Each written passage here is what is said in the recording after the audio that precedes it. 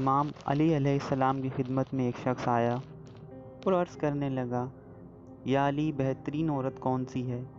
تو امام علی علیہ السلام نے فرمایا، اے بندہ خدا، بہترین عورت وہ ہے جس میں یہ 3 عادتیں موجود ہوں۔ تو وہ کہنے لگا، یا علی، کون سی عادتیں؟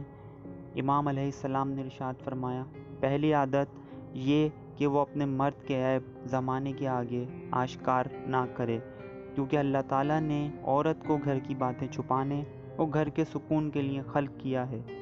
جو عورت گھر کی باتیں دوسروں کو بتاتی ہے، اللہ تعالیٰ اس عورت کو پسند نہیں فرماتا۔ دوسری عادت، اس کی زبان میں جھوٹ نہ ہو۔ یاد رکھنا، جو عورت جھوٹ بولتی ہے، اللہ تعالیٰ ایسی عورت پر لعنت کرتا ہے۔